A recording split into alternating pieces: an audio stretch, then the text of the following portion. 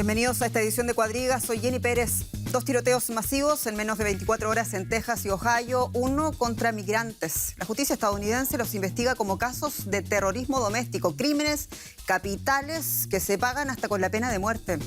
Un manifiesto en internet indica que el atentado de El Paso fue un pacto motivado por el odio hacia los migrantes mexicanos. Con el asesino en proceso judicial, el debate sobre el aumento del racismo y el acceso a las armas marca a un país en campaña electoral.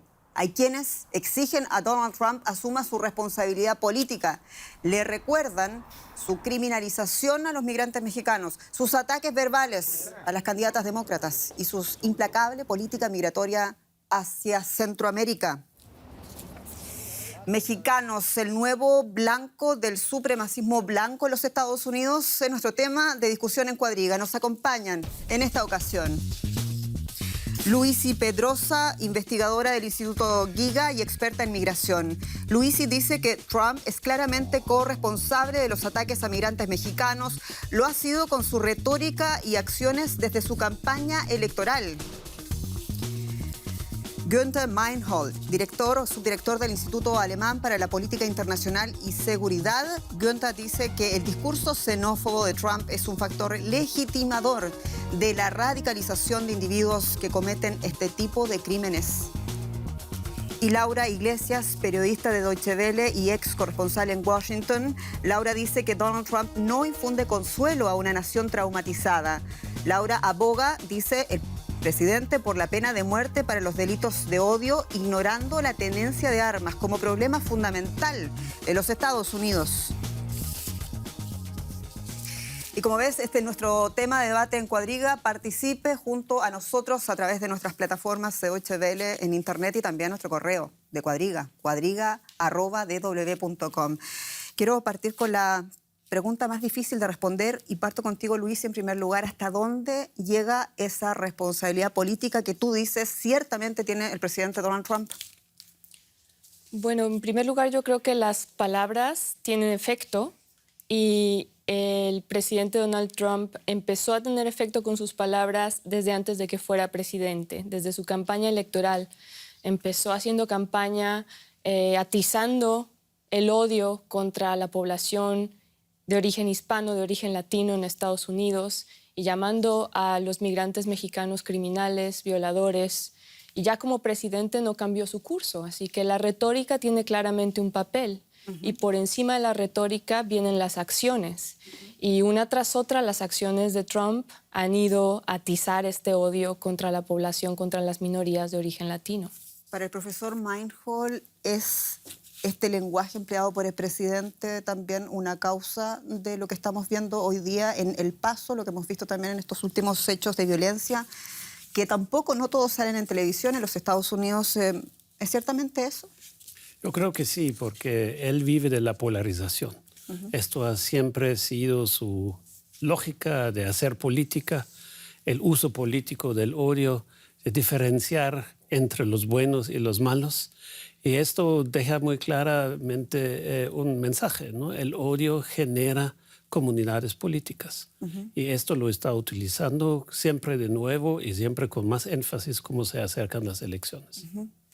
Quiero preguntarle ahora a Laura Iglesias, mi colega que sigue muy de cerca también los discursos del presidente Donald Trump. Hablábamos el otro día, Laura, del tema de invasión, que además medios como el New York Times, el Washington Post y otros han estado estableciendo una estadística de las veces que el presidente de los Estados Unidos, desde que era candidato, como dice Luisi, utilizó la palabra invasión, que es la palabra, el concepto que ahora mismo está más bajo escrutinio. Hablan de 2000 veces en distintos mítines que tuvo el presidente de los Estados Unidos. En términos prácticos, ¿ese lenguaje, digamos, apoya la tesis de quienes están diciendo el presidente debe hacerse responsable de lo que vimos en El Paso? Evidentemente es responsable del lenguaje que utiliza y además yo creo que él es muy consciente de que infunde ese odio y lo hace muy conscientemente destinado a quienes son sus votantes, a esas personas que piensan que el derecho a portar armas tiene que seguir reconocido en la Constitución, a la gente que piensa realmente que se está produciendo esa invasión de centroamericanos, de mexicanos en los Estados Unidos.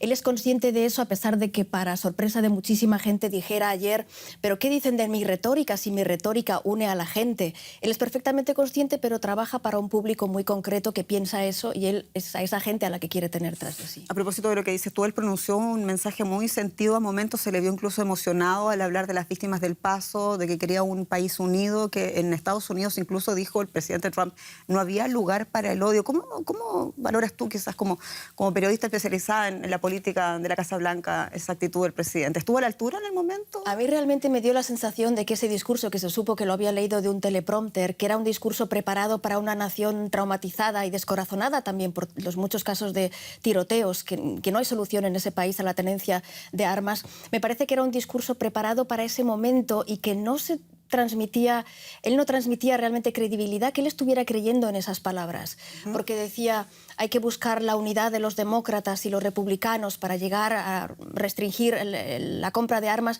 pero luego poco después decía por Twitter que hay que vincular las reformas de la legislación sobre armas a las reformas sobre la ley de inmigración, para luego decir un día después que va a aplicar los controles más fuertes, más increíbles que se hayan aplicado nunca a la venta de armas. Son tantos superlativos y mensajes contradictorios que no hacen creíbles sus palabras.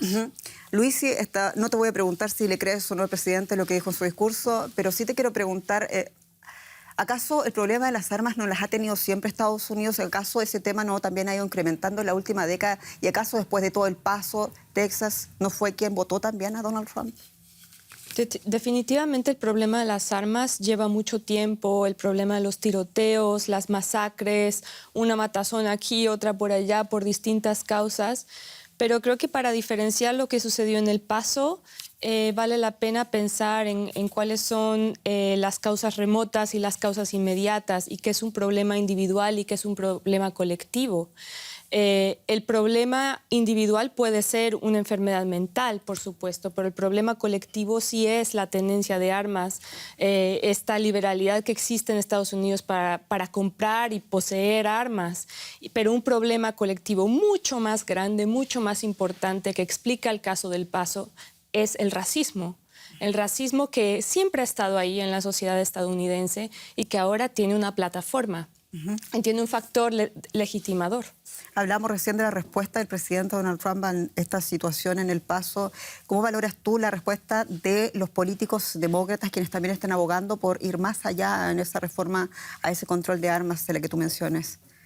Bueno, llevan mucho tiempo los demócratas tratando de impulsar este tipo de reformas, pero también es muy evidente que el presidente Trump está muy de cerca al lobby de la NRA, ¿no? Que es el lobby más grande de posesión de asociación de rifles.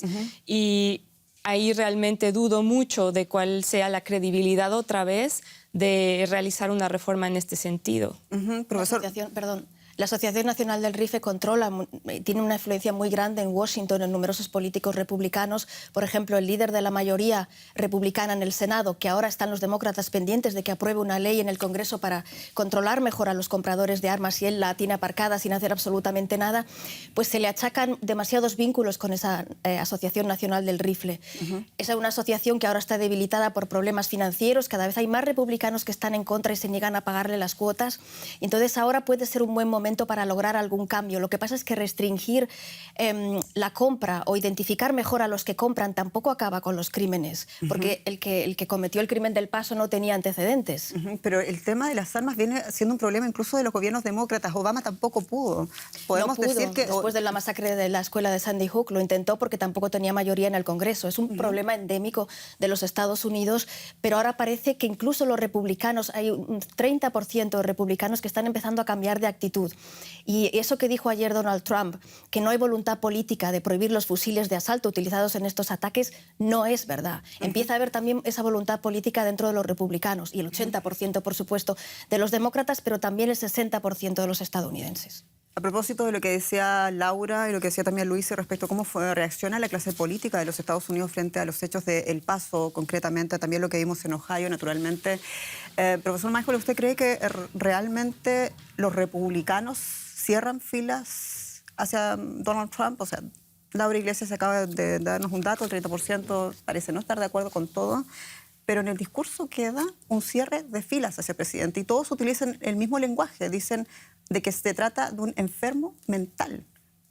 Sí, esa es una figura argumentativa que es medio difícil, ¿no? Porque de pronto todo que hace un ataque de este se le declara enfermo mental. Y no es así. Es una salida política para poder justificar que no hay que intervenir mucho.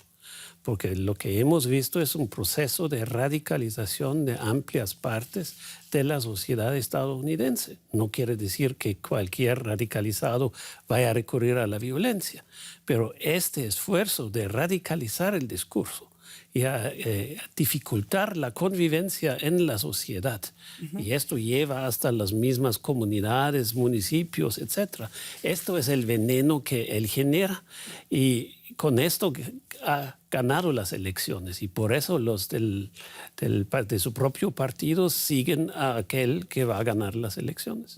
El supremacismo blanco existe también en otras partes del mundo, lo tuvimos también en Alemania, incluso el senador Bernie Sanders en uno de sus recientes discursos ha dicho que el supremacismo blanco o el supremacista blanco Adolf Hitler aquí en Alemania había matado a los judíos y que él temía que en su país pasara lo mismo.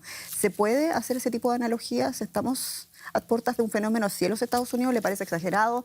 Lo pregunto porque estamos, después de todo, en campaña política de los Estados Unidos. Claro, entonces son palabras de campaña política. No creo que hay que realmente tomar en serio este tipo de comparaciones que son peligrosos porque vemos la cantidad de muertos que el régimen nazista generó.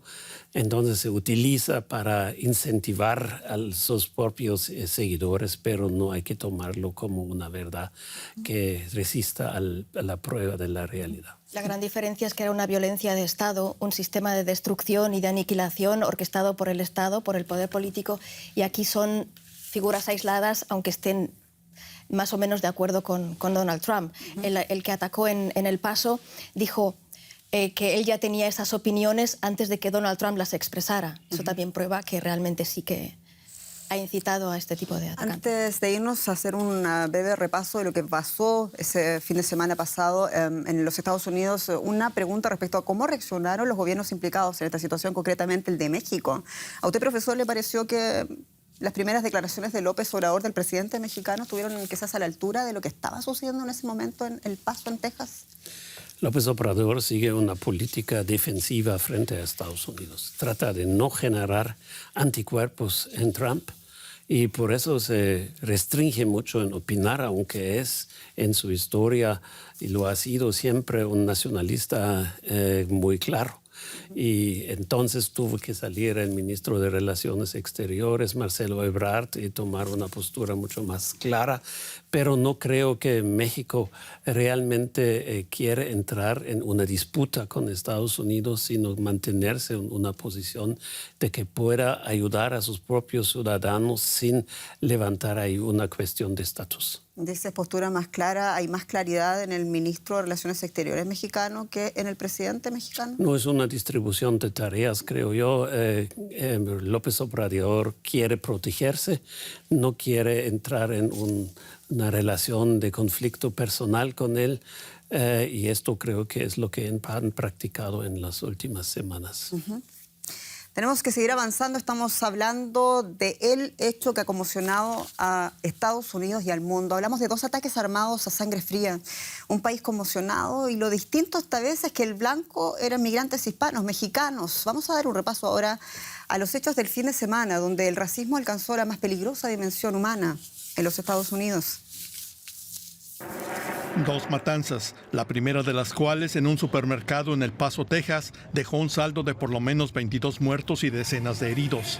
Tras descubrirse que el sospechoso escribió un manifiesto antimigrante que fue publicado en Internet 1 hora y media antes del atentado, las autoridades estadounidenses clasificaron la matanza de terrorismo interno. El sospechoso, un joven blanco de 21 años, conocido por la policía, escribió, en general, apoyo al tirador de Christchurch y su manifiesto. Este ataque es una respuesta a la invasión hispana de Texas. El gobierno mexicano afirmó que por lo menos 8 mexicanos murieron en el ataque en Texas. Menos de 24 horas después, un hombre armado mató a 9 personas e hirió a 27 en Dayton, Ohio. Continúa la investigación de las posibles motivaciones ideológicas de este y otros atentados, como el de California contra una sinagoga y la Feria del Ajo. ¿Es posible una solución real al problema bajo Trump?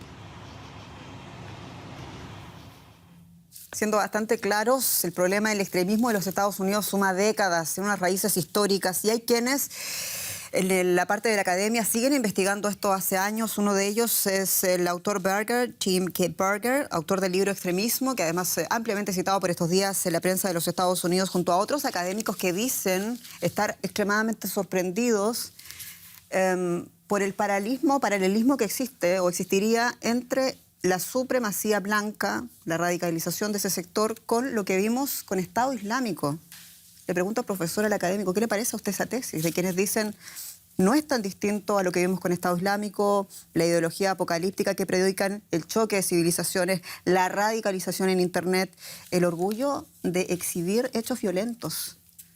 Todos los fenómenos de extremismo y radicalización tienen un elemento de reconocimiento de personas que se han visto excluidas, relegadas, se sienten marginadas.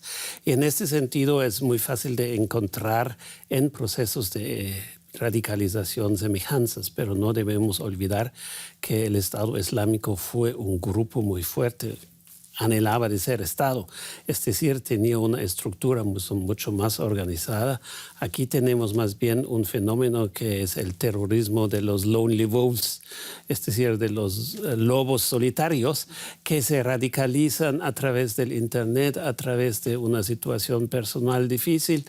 Y en este sentido, el impacto de la ideología es muy presente porque les da seguridad y les da la sensación de ser reconocidos cuando profesan este tipo de opciones, y esto es lo que incita a la violencia y donde es muy difícil de intervenir porque no se puede identificar de antemano posibles actores. Violencia como validación propia, pero no para alcanzar un liderazgo formal, ¿no? Eso es lo que dice. No es una estructura, no vemos una estructura, hay unos rezagos de estructuras como el Ku Klux Klan, pero estos fenómenos creo que no tienen una relación con estas estructuras del pasado. ¿Y a usted le sorprende, y también Luis y Laura, por favor, una pregunta para los tres, ¿les sorprende que veamos esto en El Paso? Y lo pregunto también porque muchos cronistas vienen hace tiempo advirtiendo que esto iba a pasar, que Internet, la Darknet, incluso estos sitios de Internet que también, de los que conocemos en Europa, lo que conocemos con lo que pasó en Nueva Zelanda, esa masacre contra musulmanes por un supremacista de Australia que viaja a Nueva Zelanda a hacer eso, ¿no les parece que esto ya de alguna manera iba a pasar? Bueno, estaba anunciado. El autor del ataque en El Paso dijo que apoyaba lo que había ocurrido, lo dijo a través de 8chan, esta plataforma que aglutina a páginas de extrema derecha, dijo que apoyaba lo que había ocurrido en Christchurch, en Nueva Zelanda, en donde se mataron a 51 musulmanes, ¿no? Entonces él apoyaba eso, y ahora esa página ha recibido la retirada de apoyo de Cloudflare, que es la empresa que le proporciona seguridad para evitar ataques piratas informáticos, ¿no? Pero eso va a suponer les va a restar operatividad durante un tiempo, pero van a encontrar otras maneras, otras páginas, otras formas. Es cierto que los atacantes en Portland, en Christchurch, en Charleston, todo esto, estaban comunicados. Se han documentado sus comunicaciones a través de Internet y se apoyan mutuamente. Y hay conexiones incluso de Internet hasta Breivik, el atentado, el terrorista que mató en la isla de Utoya a tantos jóvenes socialdemócratas noruegos, ¿no? Ese debate lo hemos tenido ampliamente en Europa también, porque es tan difícil combatirlo. Después de todo, ahí está identificado el problema, está la consecuencia identificada, y sin embargo es prácticamente imposible prever que pueda suceder algo así. Porque alguien que tenga acceso tan fácil a las armas, por ejemplo, en los Estados Unidos, puede organizar un ataque de este tipo en nada. Y ahí hay que preguntarse hasta qué punto eso que exigen los demócratas, de que se controlen los antecedentes de quienes adquieren armas, puede llegar a prevenir los ataques, porque el terrorista de El Paso no tenía antecedentes, era un tipo solitario, extraño, con problemas en su vida privada, pero no había sido detenido ninguna vez por un delito. Y te lo pregunto por aquello que mencionas también en Christchurch, en Nueva Zelanda, donde sí hubo un cambio, después de eso un cambio político, hubo una enmienda, incluso es el tema del control de armas, si se hace una recompra a los civiles, a todos los civiles que tenían armas, el gobierno dice, venga, denos el arma, yo le doy el dinero a cambio, y hubo un retiro de armas significativos en este país. En Estados Unidos estamos viendo apenas discusiones en las que la clase política tampoco ahora se pone de acuerdo. Hay un gran sector de la sociedad estadounidense que se aferra a ese derecho a la tenencia de armas reconocido en la Constitución. Ya decíamos antes que son muchos de ellos los votantes de Trump y que no están dispuestos a renunciar a eso. Me parecen relativamente limitadas esas restricciones al seguimiento de los antecedentes de quienes compran las armas. O, por ejemplo, ahora un republicano, senador republicano como Lindsey Graham, quiere evitar que esas armas, que la policía pueda requisar a gente que sea sospechosa de poder hacerse daño a sí mismo, a otros, pues quiere que la policía pueda requisarle las armas. Pero identificar a alguien que se pueda hacer daño a sí mismo, a los demás, no es tan fácil. No lo es. Porque uno se radicaliza en la oscuridad, en el sótano de su casa, en casa de sus abuelos, como el caso del terrorista. Y ante la del Paso. radicalización hay también miedo. Tú tienes muchos contactos también, sabemos, con la población migrante. Ese miedo lo están documentando los medios estadounidenses y están hablando también como acto de rebote los migrantes o los latinos que viven en El Paso, que es, digamos, la puerta de entrada también a la frontera con México. Del otro lado está Ciudad Juárez. Están comprando armamento para no ser las próximas víctimas. A mí me parece que se habla muy poco de los efectos que ha tenido la retórica y las acciones de Trump en la población no solamente mexicana, no solamente las reacciones que pueda o no tener el gobierno mexicano, sino en la población mexicano-americana. Es decir, ciudadanos estadounidenses, nacidos en suelo estadounidenses y quizá ya desde hace 3, 4 generaciones, pero que tienen raíces en México y que tienen mi color de piel. Se habla muy poco de las consecuencias que ha tenido la retórica de Trump en la discriminación sobre esta población. ¿Por qué crees tú que pasa eso? Te pregunto porque precisamente esta compra de armas de que se está denunciando va más bien en la política, en el sentido de la política del presidente actual. Bueno, yo quisiera volver rápidamente sobre un punto que me parece fundamental rescatar de por qué el terrorismo del Estado Islámico es diferente a este tipo de terrorismo. Y tiene un poco que ver con esta pregunta que tú me haces ahora. Y son 2 los puntos que quiero hacer. Uno, que a diferencia del Estado Islámico, aquí estamos hablando de un aparato en el cual la supremacía blanca se postula desde el poder. No es un grupo organizado en la oscuridad que está intentando hacerse del poder, es un grupo que está en el poder. Y las ideologías en las que se basan, en las que se apoyan, no son simplemente algunos escritos distribuidos en la darknet, no es un trabajo religioso, están escritos por académicos, incluso en las últimas décadas, y no son considerados necesariamente escritos radicales.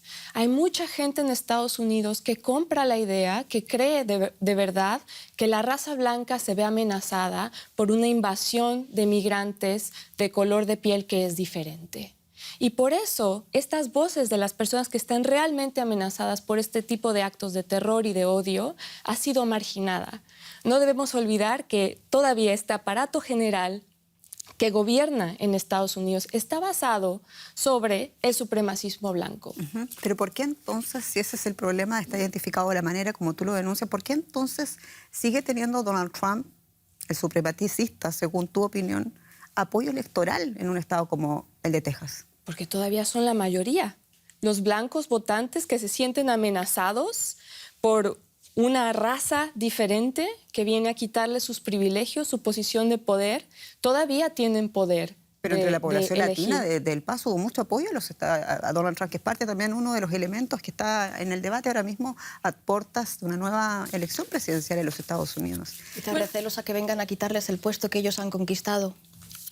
¿Cómo eso? Eso es interesante. Eso también ocurrió en Florida. En las elecciones esperaba que muchos latinos fueran a dar el apoyo a Donald Trump y luego resultó que fueron menos de los esperados.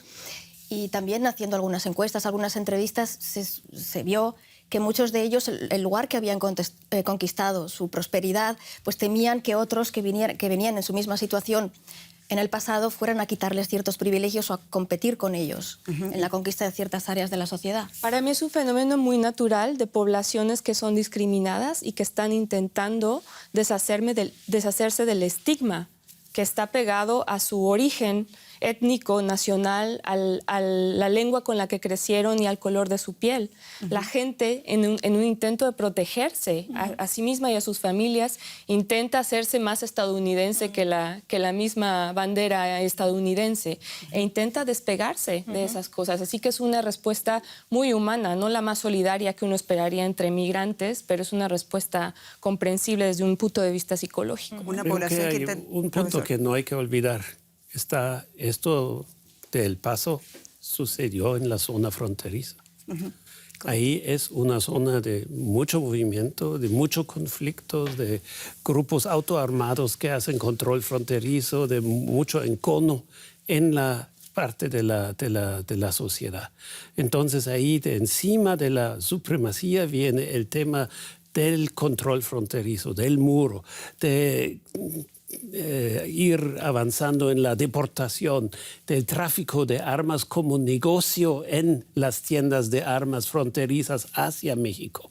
Entonces ahí hay una cantidad de cosas que se sobrelapan y llevan a que un discurso que uno puede decir es homófobo, etcétera, está extendiéndose muy fácilmente por estas quiebras internas entre la sociedad. Pero curiosamente, según estadísticas que se han visto ahora en la prensa, la violencia en ciudades como El Paso ha descendido claramente en los últimos años.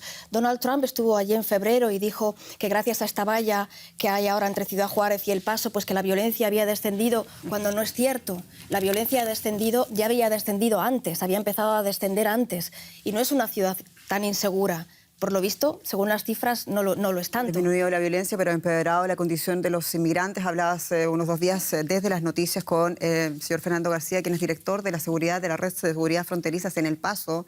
Y yo le hacía una simple pregunta: ¿cuánto cree usted? Porque él hacía una denuncia concreta contra Donald Trump y le preguntaba yo: ¿cuánto cree usted empeora la situación desde que está Donald Trump en el poder para los migrantes en esa zona concreta de El Paso, que tiene un estrés migratorio enorme, como tú señalabas? Y decía, de 1 al 10 le preguntaba cuánto, me dijo un 20.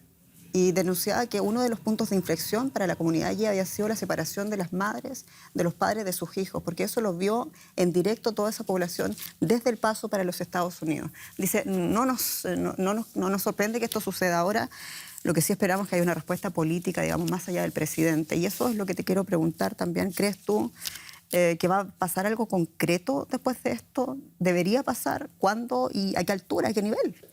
El problema es que los demócratas no le encuentran respuesta. No le encuentran respuesta a la estrategia de publicitaria, digámoslo así, y de mediática de Donald Trump. Porque tanto tiempo que siempre se refieren a él, fortalecen la agenda de Trump.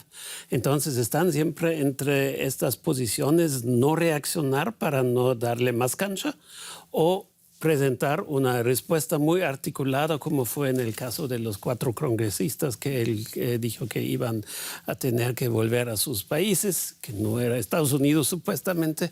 Entonces le dan más jugada. Entonces es un dilema estratégico que tienen ellos, y lo que deberían presentar es una política migratoria diferente. Y ahí el partido no es unido, no es capaz de ponerse de acuerdo, y lo vimos en los debates cuando todos se cayeron encima de Biden porque él estaba representando las restricciones que el gobierno de Obama con altas cifras de deportaciones ya había puesto. Entonces ahí hay un dilema que ellos no logran resolver. Pero ahora lo que vimos también es que de parte de los demócratas, todos los candidatos presidenciales, que son varios, extraordinariamente muchos, se han unido y al unísono le pidieron al presidente Donald Trump que asuma su responsabilidad política en este asunto, y están sometiendo a escrutinio su lenguaje. Habíamos hablado de la palabra de invasión, pero también otra de las palabras que utiliza siempre el presidente para referirse a temas migratorios, que es infectado, un lugar, un estado, una ciudad infectado de migrantes. ¿Te parece a ti que también es esa una vía que de alguna manera podría complicar al presidente en esta antesala de elecciones donde están peleando por votos? No creo que ese discurso de patologizar ciertas cosas es muy fácilmente de recibir por los electores. Entonces ahí las posibilidades de decir mano dura, hay que erradicar fenómenos, etcétera, pega con el electorado. Donald Trump actualmente tiene un 43% de popularidad, que era exactamente lo que tenía antes de lo que vimos en El Paso. ¿Qué pasa con la opinión pública ante una situación como esta?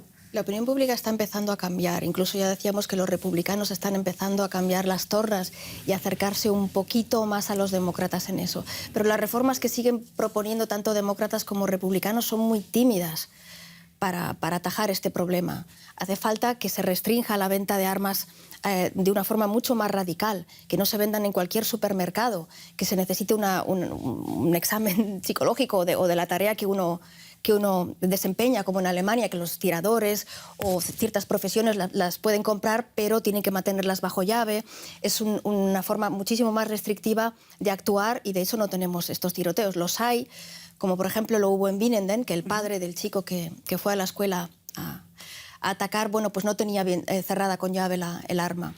Pero hace falta leyes muchísimo más restrictivas de las que existen y no basta con investigar los antecedentes de quien quiere comprarse un fusil de asalto, porque puede que no los tenga y mañana sí. Que es el otro tema. El arma utilizada en El Paso fue un fusil, un arma de guerra, pero para eso Estados Unidos debería dejar de ser Estados Unidos, dicen los más críticos, Laura. Bueno, un fusil de asalto que se pueda comprar así de cualquier manera es una cosa impensable en tantos países. Y Donald Trump decía ayer que no ve voluntad política para prohibir los fusiles de asalto, pero realmente sí que la hay cada vez más. Hay movimientos civiles cada vez más con más peso, también entre los jóvenes, que son la generación que llegará al poder en una década o dos. O sea que yo creo que a la larga sí que va a cambiar, pero cambia muy despacio por toda la historia en los Estados Unidos de tenencia de armas, de propia defensa, ¿no? En otros mundos, en otros tiempos en los que no había protección del Estado. Es la política migratoria, la política también de exteriores de Donald Trump, de la que estamos hablando respecto a los últimos crímenes que hemos visto en los Estados Unidos. ¿Es un problema de seguridad nacional? ¿Es una invasión, como lo ha llamado el presidente de este país? ¿O es una política migratoria derechamente racista? Es el debate ahora mismo de los Estados Unidos. Para despejar dudas, queremos hacerlo aquí en Deutsche Welle. Vamos a dar un breve vistazo a algunas de las más controvertidas decisiones presidenciales en esta materia. El presidente estadounidense Donald Trump ha hecho del control fronterizo y migratorio una de las prioridades de su gobierno, empleando frecuentemente una retórica antimigrante y racista para promover su agenda política. Este es el caldo de cultivo de actos terroristas con motivación racista. Las armas para ello las asegura su política de desregulación de su venta, que se tornará clave en las próximas elecciones. La construcción del muro y las piruetas político-jurídicas para doblegar la resistencia interna ante las redadas y deportaciones masivas. El nuevo papel de retén de los países transitorios frente a los solicitantes de asilo o la separación de los niños de sus parientes. Trump prepara así su perfil para las próximas elecciones. ¿Cambiarán las matanzas la intención de voto? El presidente Donald Trump ha sido extremadamente activo en su principal promesa de campaña, como era detener también esa invasión de migrantes, como lo dijo en muchas ocasiones, en muchos de sus mítines. Y yo te pregunto, tomando en cuenta todos los hechos que enumeraba nuestro informe anterior, ¿es acaso el fin del sueño americano? No, por supuesto que no. La pregunta es muy bonita porque nos lleva a la siguiente pregunta, que es ¿cuál es el sueño americano? ¿El sueño del melting pot? Ojalá que no, ojalá que ese sueño pudiera reavivarse de otra forma, reconociendo que lo que hace grande a ese país ha sido la migración.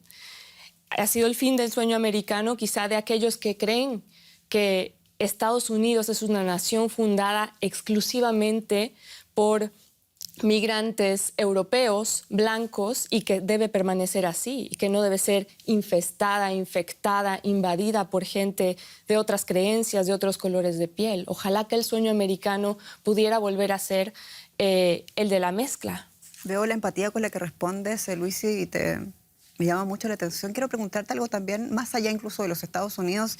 ¿Qué pasa con el sueño chileno, con el sueño peruano, con el sueño ecuatoriano para los venezolanos que hoy día estén obligados a dejar su país? ¿Qué les dirías tú a ellos, ante un debate como esto por los crímenes de los Estados Unidos? Para mí la pregunta que está más cercana es qué le diría a los migrantes mexicanos que están siendo cazados por todas partes, ¿no? Y que llevan siendo atacados más de 3 años en la vía pública en Estados Unidos, discriminados en la escuela, a la gente que ha sido retornada de forma involuntaria, forzosa a México y que no han encontrado cobijo en México. Yo quisiera también que esos migrantes no tuvieran que emigrar. Quisiera que tuvieran también la perspectiva de saber que aquí también hay sueños, en México, en Chile, en Venezuela, en Guatemala, en Honduras. El problema es que no los pueden realizar, que los estados de estos países de origen no pueden garantizar ni siquiera la seguridad física de sus ciudadanos, mucho menos proveerles una vida decente, con empleos, con seguridad social. Esa es la razón por la cual emigra la gente. ¿Qué le parece a usted, profesor? ¿Es el fin, la continuación, quizás el punto de inflexión para el sueño americano? Es una tarea que está puesto a la sociedad estadounidense de ir pensando hacia dónde quieren ir. Lo que hemos visto en las décadas pasadas es esa polarización entre el lado oriental y occidental y en el centro, ¿no? Es decir, donde los evangélicos, el Bible Belt, etcétera, han asumido una postura mucho más combativa y con la clásica emoción del rencor, del resentimiento frente a Washington, sobre el cual construyó Trump su primera elección. Y ahora estamos en un nivel todavía más alto. Ya no estamos en rencor, sino estamos en el odio. Entonces, esta situación de la emocionalización hace tan difícil que esta sociedad logre encontrar el punto de consenso, porque más bien estamos en una dinámica de separar posiciones, no hacer puentes, sino destruir puentes, porque él cree que eso es la garantía de su éxito. Pero muchos estadounidenses sí que tienen muy claro de dónde vienen, dónde está esa raza blanca pura, de dónde vienen los estadounidenses. Los europeos que llegaron allá proceden incluso de África. Españoles, los españoles, la población española, 800 años estuvieron los árabes en nuestro país. ¿De dónde vienen los europeos, los alemanes? Hay una raza pura alemana. Tantos pueblos han cruzado Europa central y se han mezclado. ¿Qué es la raza pura? La raza pura no existe. Si acaso puede existir en Corea del Norte, en donde hace décadas que no están mezclados, pero... Y ni siquiera, o sea, no existe un lugar en el mundo con una raza pura. Pero en nombre de la raza pura se han cometido los crímenes más horribles, el principal en el suelo alemán. Sí, pero es un absurdo. Pero es una construcción, eso claro, hay que exacto. verlo, y esa construcción vende. Y la pregunta que hay que ponerse es ¿por qué vende, este argumento a una sociedad donde muchos se sienten excluidos, relegados, que no pueden tener lo que tienen otros? Entonces, la construcción de una imagen de enemigo es mucho más fácil, y esto es uno de los retos que enfrentamos aquí o allá, que realmente logremos manejar una relación de mayor coherencia de nuestras sociedades. Eso quiere decir ofrecer oportunidades a todos, para que no es tan fácil hacer un acento cultural a todos estos fenómenos de desigualdad. Sin embargo, hay algo más que ese sentimiento de ser víctimas, de sentirse víctimas relegadas por el ascenso relativo de otros grupos, de otras minorías, que puede ser muy cierto en el contexto estadounidense. Creo que hay más, y eso más explica que hayamos pasado del sentimiento de ansiedad, de miedo, al sentimiento de odio. Y no es gratuito que ahora veamos una matanza como la sucedida, porque de por medio está la retórica otra vez y las acciones. No es gratuito lo que ha sucedido. Hay un proceso de deshumanización de los migrantes mexicanos y centroamericanos.